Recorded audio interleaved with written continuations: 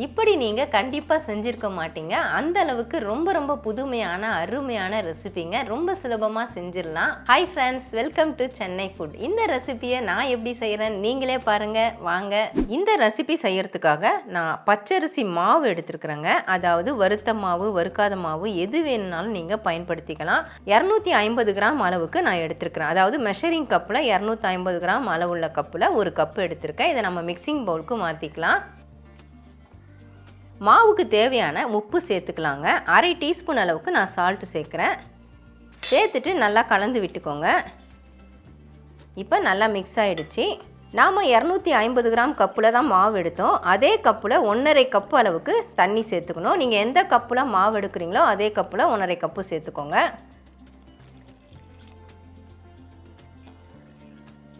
சேர்த்துட்டு நல்லா கலந்து விட்டுக்கோங்க. இந்த மாதிரி விஸ்கு வச்சு கலந்திங்கன்னா கட்டிகள்லாம் இல்லாமல் ஈஸியாக இருக்கும். விஸ்கு இல்லைனா ஃபோர்க் ஸ்பூன் வச்சு கலந்துக்கோங்க.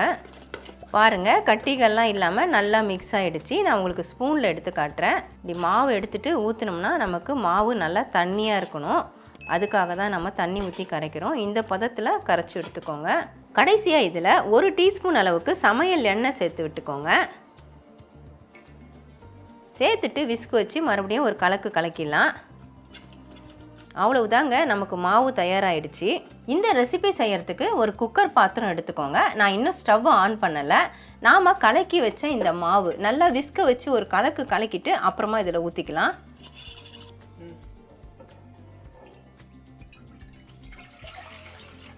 இப்போ நாம் ஸ்டவ் ஆன் பண்ணிக்கலாம். ஸ்டவ் ஆன் பண்ணிவிட்டு லோ ஃப்ளேமில் வச்சுக்கோங்க. வச்சுட்டு அப்படியே நல்லா கலந்து விட ஆரம்பிச்சிருங்க. ஹை ஃப்ளேமில் வச்சிங்கன்னா அடி பிடிக்கும். மாவு சேர்த்து 2 நிமிஷம் ஆயிடுச்சுங்க. பாருங்கள், இப்போ மாவு எல்லாமே நல்லா ஒன்று சேர்ந்து வர ஆரம்பிச்சிருச்சு. நாம் கை விடாமல் கலந்து விட்டுகிட்டே இருக்கணும், இல்லைன்னா அடி பிடிச்சிரும். இன்னும் மொத்தமாக சேர்ந்து வரணும், அது வரைக்கும் கலந்து விடுங்க. மறுபடியும் ஒரு நிமிஷம் போல் நான் கலந்தேங்க. பாருங்கள், நல்லா ஒன்று சேர்ந்து அப்படியே திரண்டு வந்துடுச்சு. நீங்கள் நினைப்பீங்க எதுக்கு இது குக்கர் பாத்திரத்தில் வச்சு செய்யணும், சாதாரண பாத்திரம் பேனில் வச்சு செய்யலாமேன்னு. இதில் வச்சு நம்ம செஞ்சுட்டு மூடி போடும் பொழுது மாவு நல்லா வெந்து கிடைக்கும்.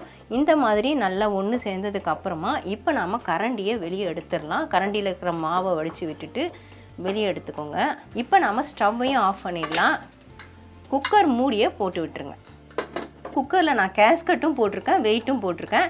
இந்த மாவு அப்படியே குக்கர்லேயே ஒரு 10 நிமிஷம் இருக்கணும், நல்லா வெந்து கிடைக்கும். குக்கர் மூடி போட்டு 10 நிமிஷம் ஆயிடுச்சுங்க. இன்னும் ஆனால் சூடு இருக்குது. நான் மூடியை ஓப்பன் பண்ணிடுறேன். மாவு பாருங்கள் நல்லா சாஃப்டாக இருக்குது. இந்த மாதிரி சாஃப்டாக வர்றதுக்காக தான் மூடி போட்டோம். கை வைக்க முடியல, கொஞ்சம் சூடாக இருக்குது.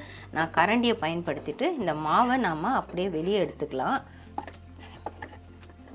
எடுத்துட்டு இந்த மாதிரி பிளேட்டுக்கு மாற்றிக்கோங்க. பிளேட்டுக்கு மாற்றின மாவை கைகளை வச்சு நல்லா பிசையணுங்க. லேசாக நம்ம கையில் இந்த மாதிரி எண்ணெய் தொட்டுக்கலாம்.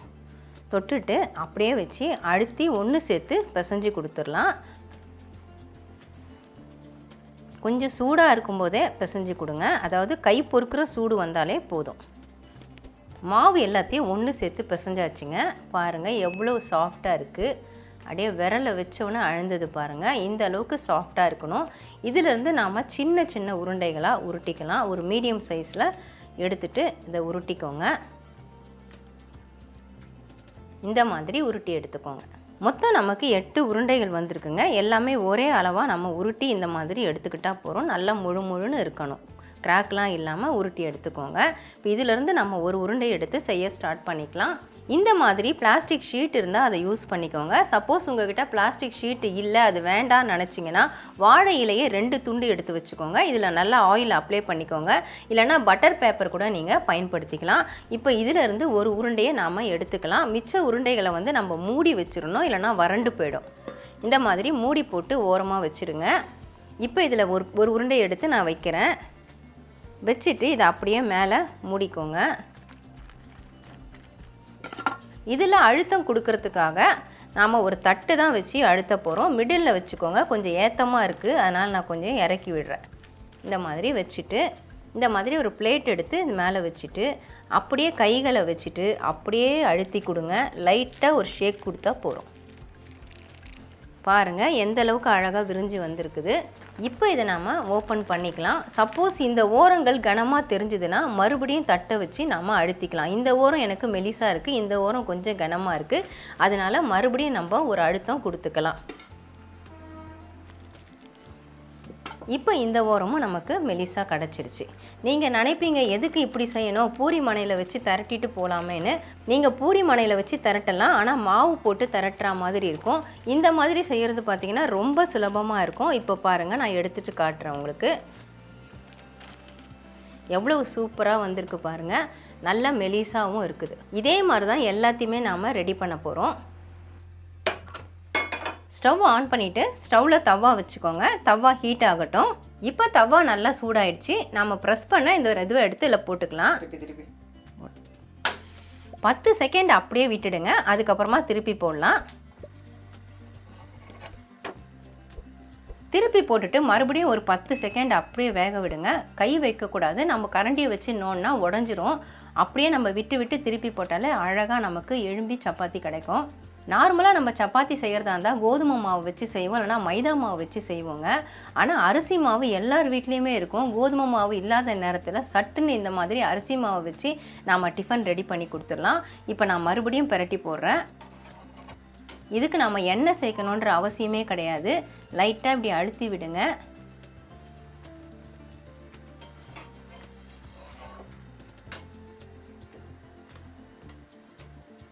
இப்போ பாருங்கள், சப்பாத்தி நல்லாவே வெந்துருச்சு. இது அரிசி மாவில் செஞ்சதுனால நமக்கு வெள்ளையாக தான் இருக்கும். இப்போ நம்ம எடுத்துகிட்டு பிளேட்டுக்கு மாற்றிக்கலாம். இதே மாதிரி தான் எல்லா சப்பாத்தியும் நான் சுட்டு எடுக்க போகிறேன். அவ்வளவுதான் ஃப்ரெண்ட்ஸ், வீட்டில் இருக்கக்கூடிய அரிசி மாவை வச்சு அருமையாக சாஃப்டாக நம்ம சப்பாத்தி தயார் பண்ணிட்டோம். நான் ஏற்கனவே சொன்ன மாதிரி கோதுமை மாவு இல்லாத சமயத்தில் இந்த மாதிரி அரிசி மாவு வச்சு சட்டுன்னு நம்ம செஞ்சு கொடுத்துடலாங்க. இதை நம்ம திரட்ட வேண்டிய அவசியம் இருக்காது. சப்போஸ் நீங்கள் திரட்டுற மாதிரி இருந்தால் கோதுமை மாவோ இல்லை மைதா மாவோ போட்டு தான் நீங்கள் திரட்டணும். நான் தட்டுலேயே ப்ரெஸ் பண்ணி ஒன்று ஒன்றா போட்டு சுட்டு எடுத்துட்டேன். இன்னொரு விஷயம் இதில் குறிப்பாக என்ன நீங்கள் கவனிக்கணும்னு பார்த்தீங்கன்னா, மொத்தமாக செஞ்சு வச்சுட்டு சுடக்கூடாது. ஒன்றோட ஒன்று ஒட்டிக்கும். தனித்தனியாக நீங்கள் செஞ்சு தான் சுடணும். இப்போ பார்த்தீங்கன்னா எல்லா சப்பாத்தியுமே ரெடி ஆகிடுச்சு. பாருங்கள் எவ்வளோ சாஃப்டாக இருக்குது. அப்படியே பார்க்கும்போதே உங்களுக்கு தெரியும் எவ்வளோ சாஃப்டாக நல்லா மெலிசாக இருக்குது. இது கூட நான் சேர்த்து சாப்பிட்றதுக்காக உருளைக்கிழங்கு மசாலா செஞ்சு வச்சுருக்கேங்க. நீங்கள் சிக்கன் கிரேவி, மட்டன் கிரேவி, இல்லைனா வெஜ் குருமா, இந்த மாதிரி எது வேணும்னாலும் வச்சு சாப்பிட்லாம். சட்னி, சாம்பார், தக்காளி தொக்கு, எந்த சைடிஷ் வேணாலும் வச்சு சாப்பிட்லாங்க. அருமையாக இருக்கும். எங்கள் வீட்டில் உருளைக்கிழங்கு மசாலாவோடு நான் சேர்த்து சாப்பிட போகிறேன். ரொம்ப ரொம்ப சுலபமாக ஈஸியாக செய்யக்கூடிய இந்த சப்பாத்தி டேஸ்ட் எப்படி இருக்குன்னு பார்த்துடலாமா? பாருங்கள் எவ்வளோ சாஃப்டாக அப்படியே பிக்க வருது. உங்களுக்கு ரெண்டாக பிச்சு காட்டணும்னு நான் பிக்கிறேன். இப்போது இப்படி பிச்சுட்டு பாருங்கள், இதை பிரிச்சிங்கன்னா அப்படியே பிரிஞ்சு கிடைக்கும் லேயர். அந்த அளவுக்கு நல்லா சாஃப்டாக இருக்கும். நீங்கள் எடுக்கும்போதே உங்களுக்கு தெரியும் எப்படி இருக்குன்னு.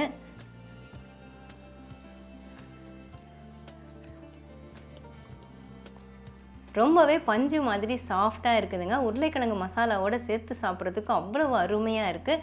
நீங்களும் கண்டிப்பாக ட்ரை பண்ணி பாருங்கள். எவ்வளவு சாஃப்டாக இருக்குன்னு நான் உங்களுக்கு பிச்சும் காமிச்சிட்டேன், ஓப்பன் பண்ணியும் காமிச்சிட்டேன். நீங்கள் ட்ரை பண்ணி பார்த்துட்டு எப்படி இருந்து எனக்கு கமெண்ட் பண்ணுங்கள். மறக்காமல் நம்ம சேனலை சப்ஸ்கிரைப் பண்ணிக்கோங்க, லைக் அண்ட் ஷேர் பண்ணுங்கள். இதோட இந்த வீடியோவை நான் முடிச்சுக்கிறேன். மறுபடியும் இன்னொரு வீடியோவில் உங்களை சந்திக்கிறேன். Bye guys. பாய் பாய்.